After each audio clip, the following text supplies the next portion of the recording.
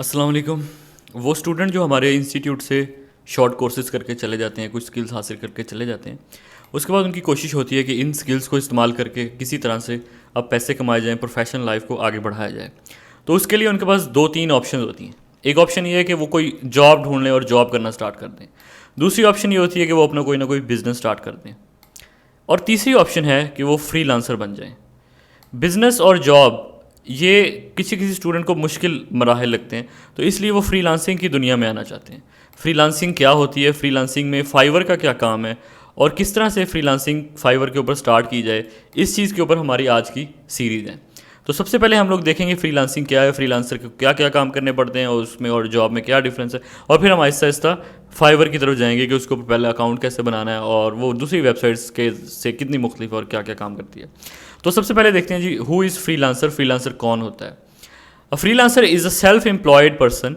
एक फ्रीलांसर एक self employ यानी कि खुद साख्ता एम्प्लॉयड पर्सन होता है जो कि सर्विसेज प्रोवाइड करता है मुख्तलिफ।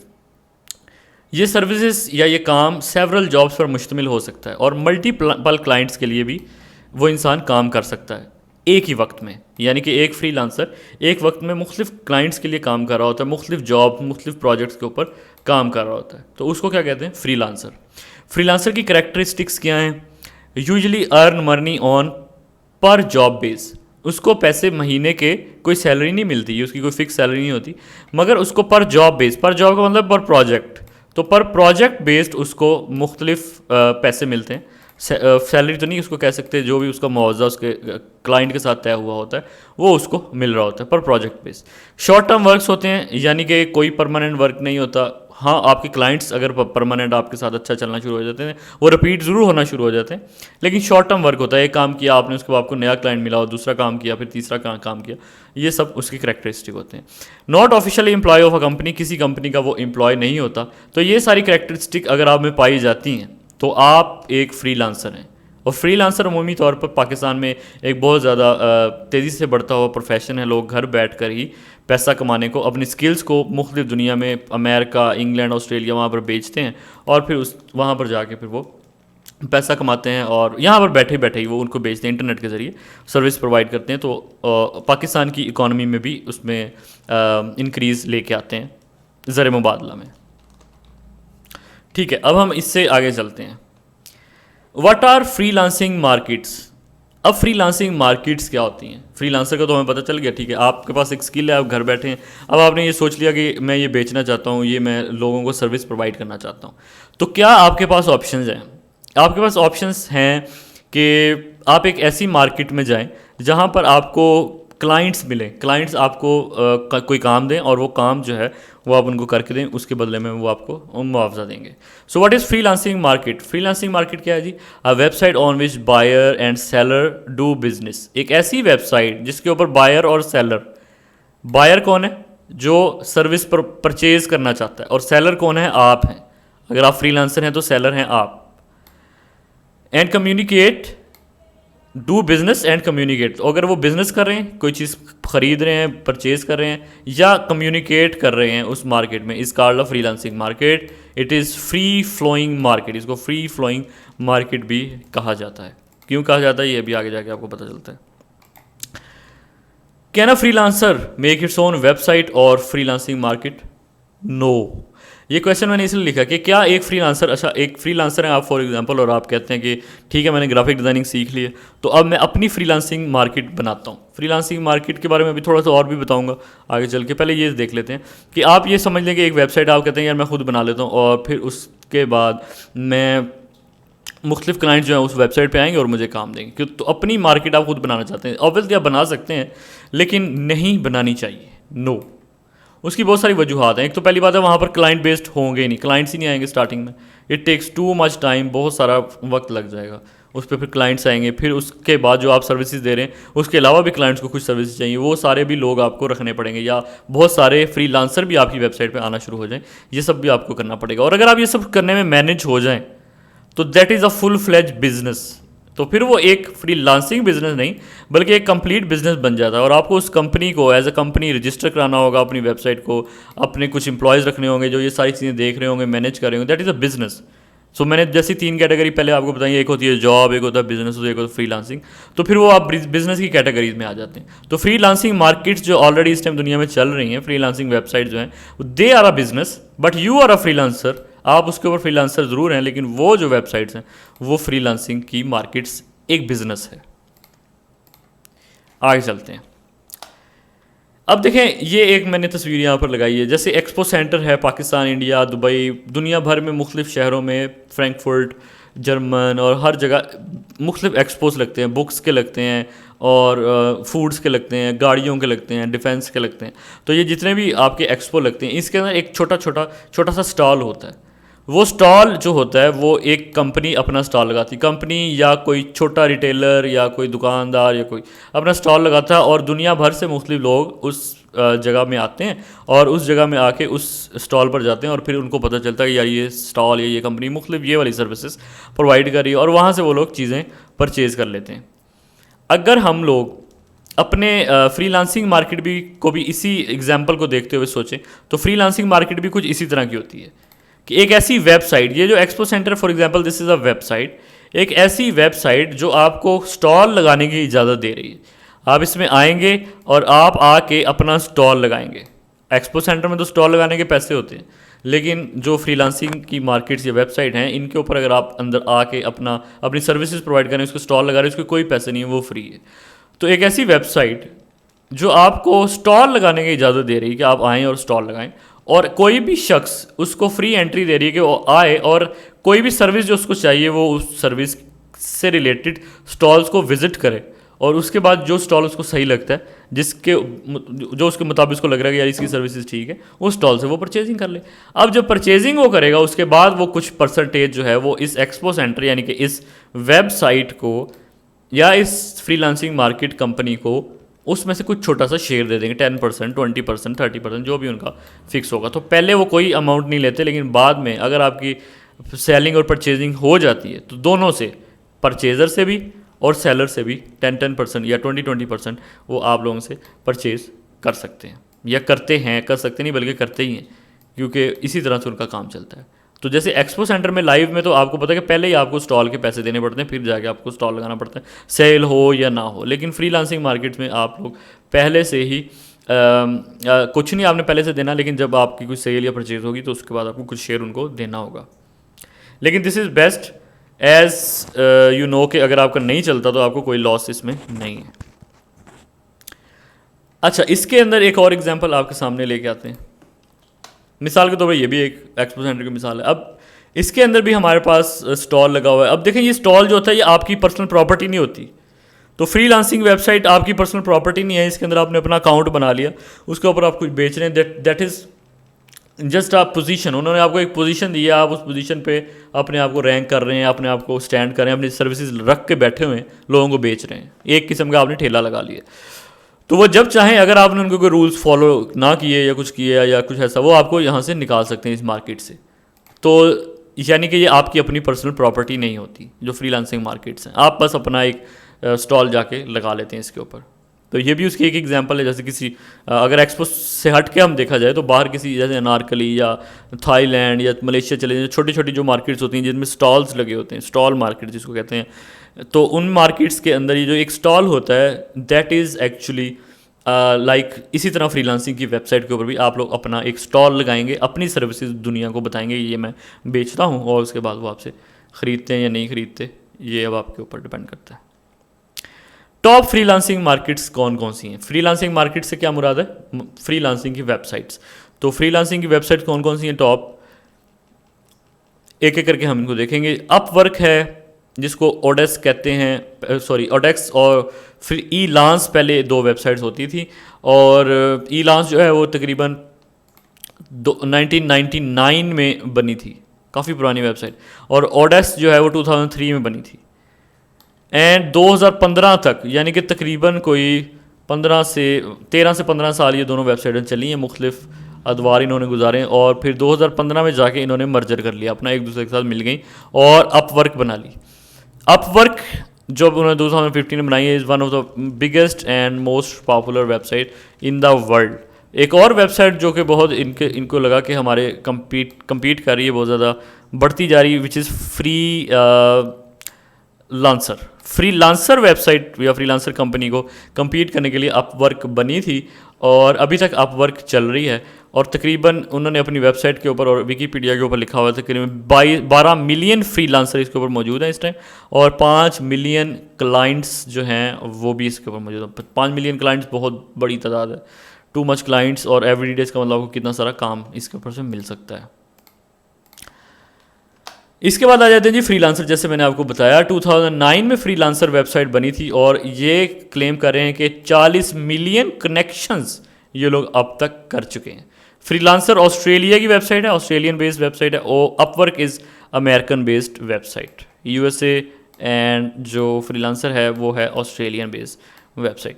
तो उन्होंने अपनी वेबसाइट पे ये तो नहीं लिखा कि कितने ज़्यादा उनके क्लाइंट्स इस टाइम मौजूद हैं, कितने ज़्यादा फ्रीलांसर हैं, तो लेकिन उन्होंने ये ज़रूर लिख दिया कि 40 मिलियन कनेक्शंस, यानी कि 40 मिलियन सेल्स या फाइनल कस्टमर के साथ जो सेलर के कनेक्शंस हैं वो करवा चुके हैं, यानी कि सेल और परचेज ये लोग करवा चुके हैं। इसके बाद आ जाता है जिसके ऊपर हमारी आज की सीरीज़ है, विच इज़ फाइवर। 2011 में, 2009 में फ्रीलांसर है, उसके भी बाद 2011 में ये स्टैब्लिश हुई और इस वक्त तकरीबन 6 मिलियन प्लस गिग्स इसके ऊपर मौजूद हैं, जो कि उनकी वेबसाइट्स ने बताया। सो हर वेबसाइट अलग अलग चीज़ें बता रही है। कोई कह रहा है मैंने 40 मिलियन कनेक्शन कर लिए, कोई कह रहा है मेरे पास 5 मिलियन क्लाइंट्स हैं, कोई कह रहा है मेरे पास 6 मिलियन गिग्स हैं। तो 6 मिलियन गिग्स का मतलब, जैसे मैंने आप लोगों को बताया था कि स्टॉल आप लोग लगा सकते हैं एक एक्सपो में जाके या किसी जगह पर जाकर, तो गिग्स आर स्टॉल्स। तो फाइवर आपको अलाउ करता है कि आप अपना स्टॉल लगाएं और जो जो सर्विसेज आपके पास हैं, जो स्किल्स आपके पास हैं, वो आप आगे बेचें और दुनिया भर को बताएं। That is known as gig, और इसके बारे में हम आगे जाके डिटेल में भी पढ़ेंगे कि गिग क्या होता है। तो 2011 में ये बनी और तकरीबन आज तक 600% इंक्रीज इसके अंदर आ चुका हुआ है।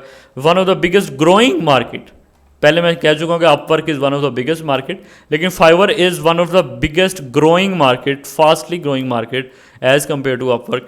तो ये एक बहुत बड़ा मीडियम है और स्टार्टिंग में ये इसलिए ज़्यादा पॉपुलर हो चुकी थी क्योंकि $5 से इन्होंने स्टार्ट किया था कि कोई भी प्रोजेक्ट आपने करना है तो $5 में आप लोग ही करेंगे और $5 ही फीस रखेंगे, इसीलिए उनका नाम भी 5 से बना है, फाइवर।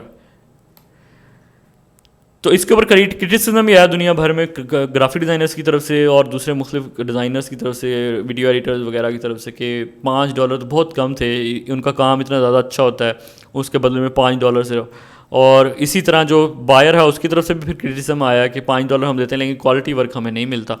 तो लेकिन स्टार्टिंग में इन्होंने अपने कदम जमा लिए क्योंकि बहुत जो सस्ता वाला बायर था वो इस मार्केट की तरफ खींचा चलाया और फिर आहिस्ता आहिस्ता अब जो है वो इन्होंने इंक्रीज़ कर दिया। अब कोई $5 का लिमिट नहीं रही, $5 से लेके $500 तक अब आप कोई भी चीज़ बेच सकते हैं और परचेज़ कर सकते हैं। And one of the good method and popular method of buying and selling services online on your website, on this website. अच्छा, इसके बाद आगे चलते हैं। और भी बहुत सारी प्लेटफॉर्म्स हैं, 99 डिज़ाइंस, टॉपटेल, गुरु, लिंक्डइन प्रो फाइंडर है, डिज़ाइन हिल है, पीपल पर और वगैरह वगैरह। तो ये हमारे पास कुछ फ्रीलांसिंग मार्केट्स हैं, इसके अलावा भी और होंगी ज़ाहिर, लेकिन हम लोग जो जिसके ऊपर काम करने जा रहे हैं दैट इज़ एक्चुअली फाइवर के ऊपर हम लोग सीखेंगे। चलें आगे, अब हम इससे आगे चलते हैं। प्रोज एंड कॉन्स क्या होते हैं जी फ्रीलांसिंग के? अगर आप फ्रीलांसिंग की दुनिया में आना चाहते हैं तो थोड़े सा इसके बारे में हम देखेंगे। अगर आप फ्रीलांसिंग करेंगे तो इसके फ़ायदे क्या हैं और नुकसानात क्या हैं, तो वो भी हम अभी देखते हैं। वर्क एट होम, ये इसका पहला फ़ायदा है। तो ये जो मैंने ग्रीन में लिखे हैं दीज आर ऑल फ़ायदे, ये सारे फ़ायदे हैं। सो वर्क एट होम, आप घर बैठे काम कर सकते हैं, ये आपको पता ही है। गुड। अनलिमिटेड अर्निंग पोटेंशियल, जितना मेहनत करेंगे, जितना ज़्यादा टाइम स्पेंड करेंगे उतना ही आप कमा सकते हैं। अनलिमिटेड अर्निंग पोटेंशियल है। No office politics, annual performance reviews, ठीक है। नो ऑफिस पॉलिटिक्स, ऑफिस की कोई पॉलिटिक्स नहीं होती, इसमें किसी किस्म कोई आपकी टांग नहीं खींच रहा, आप किसी की नहीं खींच रहे। एनुअल परफॉर्मेंस प्रेशर कोई नहीं होता, कोई टारगेट्स आपके ऊपर नहीं है। Very good. Casual work attire, आप कुछ भी पहन के बैठ सकते हैं, आप चाहे पजामा पहन के बैठे, कच्छा पहन के बैठे, टी शर्ट, बनैन, आपको कोई नहीं देख रहा, कुछ भी आप कर सकते हैं। लेकिन जबकि ऑफिस में आपको वेल ड्रेस होकर ही जाना पड़ता है। आई डोंट नो कि ये ठीक है या गुड है या not good, but this is benefit you can say. Tackling a variety of projects and clients, ठीक है, आप काफ़ी सारे वैरायटी ऑफ प्रोजेक्ट्स कर सकते हैं, काफ़ी सारे मुख्तलिफ क्लाइंट्स के साथ काम कर सकते हैं, ज़ाहिर है जो कि जॉब में पॉसिबल नहीं होता अमूमी तौर पर। आपको जो काम दिया जाता है आपकी कंपनी से, आप ज़्यादातर वही काम कर रहे होते हैं, और कई कई जॉब्स ऐसी हैं जिसमें आप रोज़ वही काम कर रहे होते हैं, तो इंसान बोर भी हो जाता है। तो लेकिन इसमें आपको डेली जो भी क्लाइंट आ रहा होता है उसका एक नया प्रोजेक्ट, एक नया काम, वो एक समथिंग इज़ नियरली न्यू, हर रोज़ new. Ease of tax deductions, tax deduction में काफ़ी आसानी हो जाती है आपको, जैसे कि कहीं जॉब कर रहे हो तो कंपनीज ऑटोमेटिकली सैलरी में से ही टैक्स काट लेती है, जब बिजनेस में से आपको इनकम टैक्स वगैरह रिटर्न करना, जमा करवाना पड़ता है। इसमें भी आपको टैक्स जमा तो करवाना चाहिए, करवाना पड़ता भी है, लेकिन पाकिस्तान गवर्नमेंट ने, और दूसरे मुल्कों का नहीं मुझे पता, पाकिस्तान गवर्नमेंट ने इसमें काफ़ी सारी ईज़ दी हुई हैं, आपको काफ़ी सारी टैक्स की छूट मिल जाती है अगर आप आईटी का कोई भी एक्सपोर्ट कर रहे हैं। So this is a kind of IT export, so you can claim a tax deductions. अच्छा, इसके नुकसानात क्या? नुकसान तो नहीं कह सकते, इसको आप कह सकते हैं थोड़े से हार्म चीज़ें। यहाँ पर आपके पास फ़ायदे थे, दूसरी तरफ हम लोग पढ़ेंगे कि इसके नुकसानात या कम फ़ायदे कह लें, फ़ायदों का उल्ट कह लें, वो क्या है।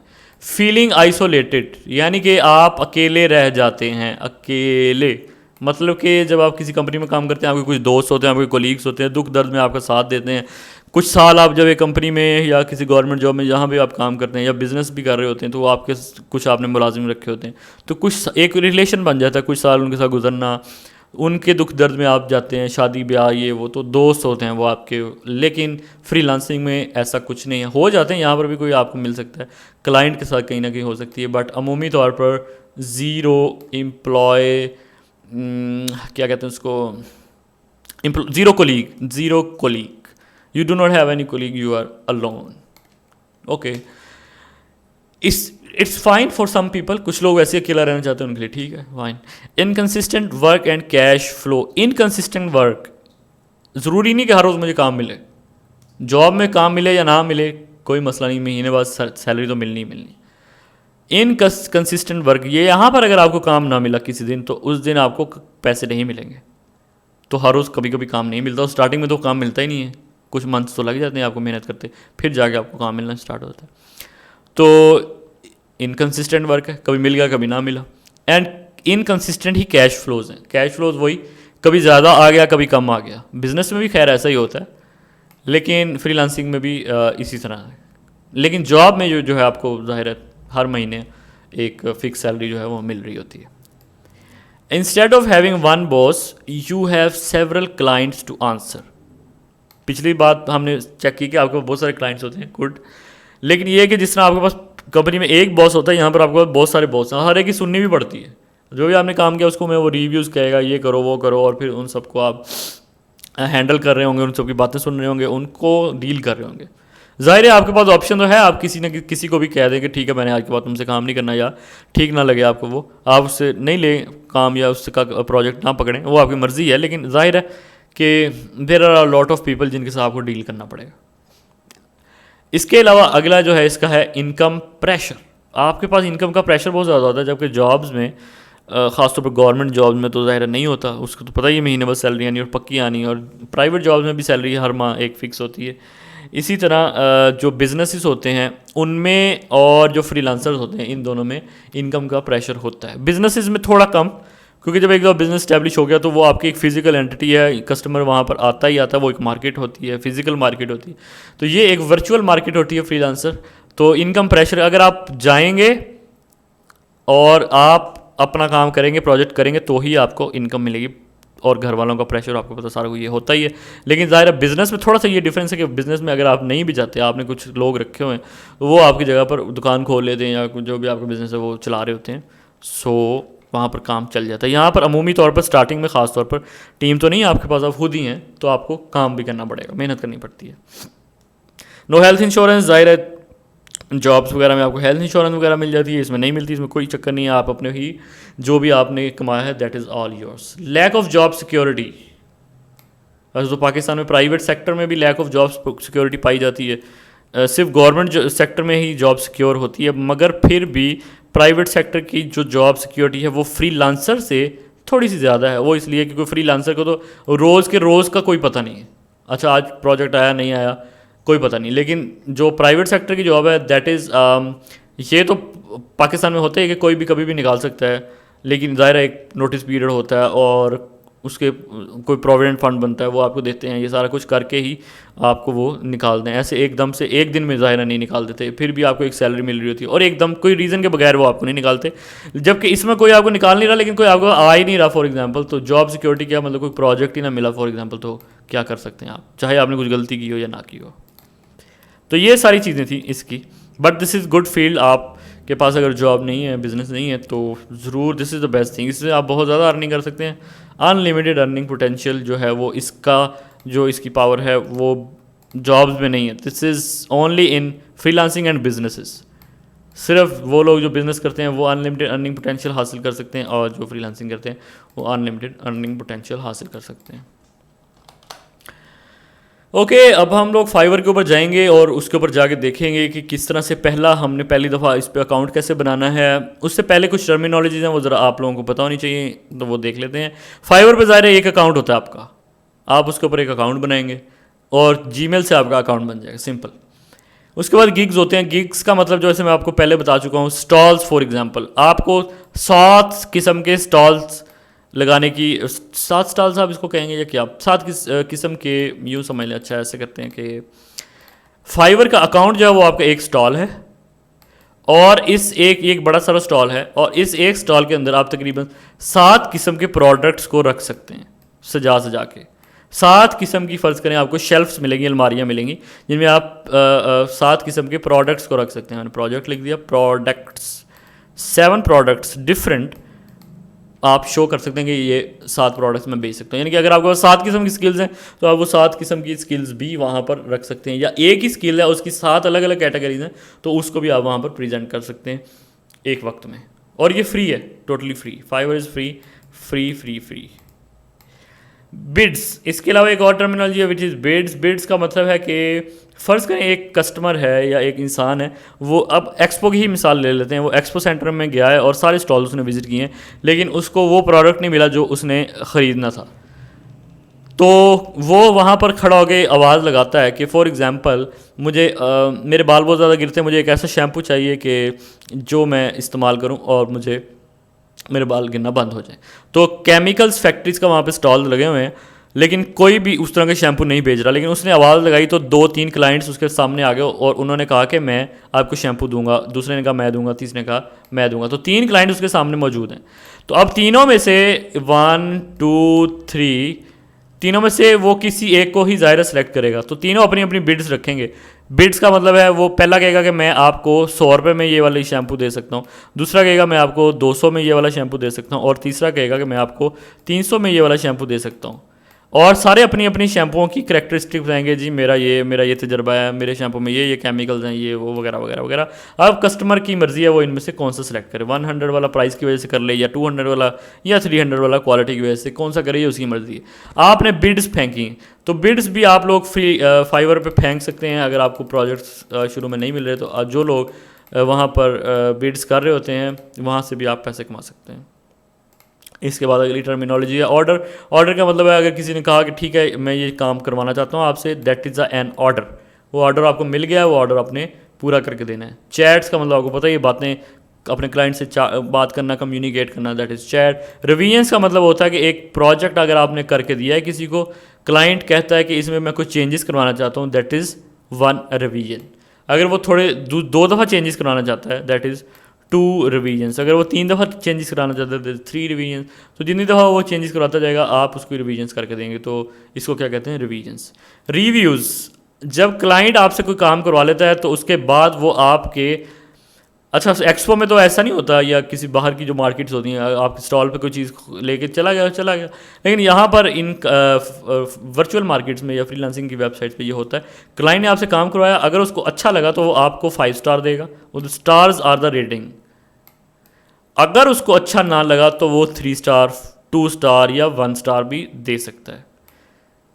तो इस तरह से जो आने वाले मज़ीद नए कस्टमर्स या क्लाइंट्स होते हैं उनको पता लगता है कि पिछले क्लाइंट्स के साथ आपका ताल्लुक कैसा था, पिछले क्लाइंट्स के साथ आपने उनको कैसे प्रोजेक्ट्स करके दिए हैं। अगर तो 5 स्टार है, वेरी गुड, अगर आपके ज़्यादा 5 स्टार हैं तो वेरी गुड, उसके बाद फाइवर जो है वो आपको प्रमोट भी करेगी, आपके स्टॉल को, आपकी गिग्स को दुनिया भर को और क्लाइंट्स को दिखाती जाएगी, क्योंकि उसको लगेगा कि जितने भी क्लाइंट्स आ रहे हैं वो अच्छे रिव्यूज़ देके जा रहे हैं, इसका मतलब है कि आप अच्छा काम कर रहे हैं। अगर आपके रिव्यूज़ ज़्यादा जो हैं वो बुरे होंगे, 1 और 2, तो फाइवर भी आपकी गिग्स को आहिस्ता आहिस्ता दिखाना बंद कर देगा और नए क्लाइंट्स आपसे काम करवाना आहिस्ता आहिस्ता कम होते जाएंगे। इसी चीज़ को कहते हैं रैंकिंग, और दीज आर द टर्मिनोलॉजीज़ कि किस तरह से आपने रैंक करना है दूसरी लोगों के प्रोडक्ट्स। ज़ाहिर है वहाँ पर बहुत सारे लोग अपने सेल कर रहे हैं अपनी स्किल्स, तो आप भी वो स्किल लेके चले जाते हैं, पहले भी वो स्किल मौजूद हैं, तो उनमें से आपकी स्किल्स पहले नंबर पे, दूसरे नंबर पे, 5वें नंबर पे क्यों आए, इस सारे चीज़ को क्या कहते हैं रैंकिंग, और ये सारी चीज़ें भी हम देखेंगे इस कोर्स में। तो यहाँ तक तो ये इंट्रोडक्शन था। अब हम लोग चलते हैं अपने नेक्स्ट ट्यूटोरियल में, हम लोग सीधा जाकर पहला अकाउंट बनाएंगे और देखेंगे फाइवर के ऊपर अकाउंट कैसे बनाते हैं, और फिर उसके ऊपर काम शुरू करेंगे। उम्मीद है आप लोगों को ये पसंद आया होगा। अपना ख्याल रखिएगा। अल्लाह हाफिज़। सर्टिफिकेट हासिल करने के लिए अपना नाम, अपने शहर का नाम और अपना ईमेल एड्रेस नीचे कमेंट सेक्शन में लिखकर हमें सेंड करें। हम लोग आपको इन तमाम लेक्चर्स के ख़त्म होने के बाद कुछ क्विज़ेस भेजेंगे। उन क्विज़ेस को आप लोग हल करके जब हमें भेजेंगे, उनमें से वो बच्चे जो क्विज़ेस में पास होंगे उनको हम लोग सर्टिफिकेट्स प्रोवाइड कर देंगे। शुक्रिया।